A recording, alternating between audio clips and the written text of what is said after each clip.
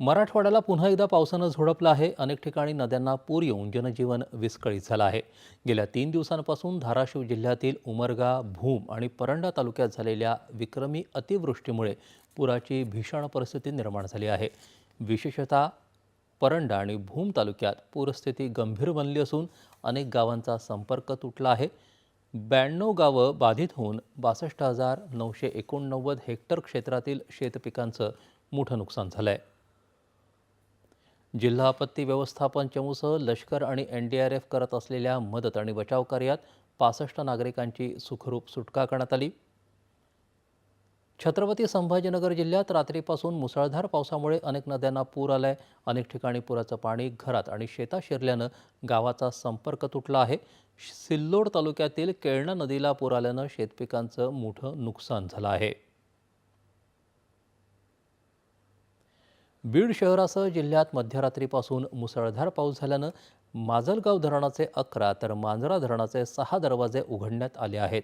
जिल्ह्यातल्या सिंदफणा, गोदावरी, मांजरा, बिंदुसरा, लेंडी यासह अनेक नद्यांना पूर आल्यानं शेकडो गावांचा संपर्क तुटला आहे।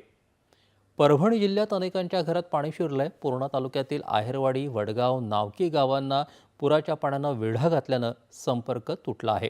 येलदरी धरणातून 11,140 क्युसेक्स पाण्याचा विसर्ग सुरू आहे।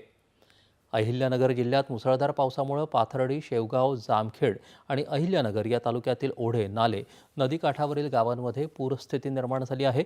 यामुळे अनेक गावातील नागरिक पुराच्या पाण्यात अडकले होते। मात्र प्रशासन आणि स्थानिक नागरिकांच्या मदतीनं 227 व्यक्तींची सुरक्षित सुटका करण्यात आली आहे। जळगाव जिल्ह्यातील पाचोरा तालुक्यात झालेल्या मुसळधार पावसामुळे पिकांचं मोठ्या प्रमाणावर नुकसान झालंय। पुराचं पाणी शिरल्यानं 200 ते 250 घरांचं मोठ्या प्रमाणावर नुकसान झालं आहे। पालकमंत्री गुलाबराव पाटील, मंत्री गिरीश महाजन यांनी आज नुकसानग्रस्त भागाची पाहणी केली। बुलढाण्याच्या पाडळी, मढ परिसरामध्ये ढगफुटी सदृश पाऊस झाला असून येळेगाव धरणाचे 80 स्वयंचलित दरवाजे उघडले असून पैनगंगा नदीला पूर आला आहे। त्यामुळे मलकापूर-सोलापूर महामार्ग बंद झाला आहे। विदर्भात तुरळक ठिकाणी तर राज्याच्या इतर विभागामध्ये बहुतांश ठिकाणी आज पावसाची शक्यता असल्याचं हवामान विभागानं म्हटलं आहे।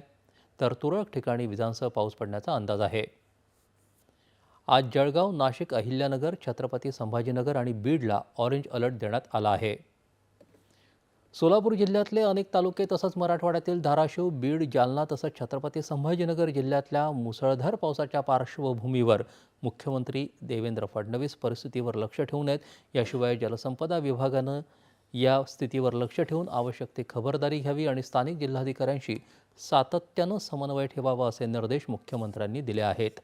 महाराष्ट्र कृष्णा-खोरे विकास महामंडळ आणि गोदावरी मराठवाडा पाटबंधारे विकास महामंडळ अधिकाऱ्यांशी सुद्धा सातत्यानं समन्वय ठेवावा असं मुख्यमंत्री फडणवीस यांनी सांगितलं आहे।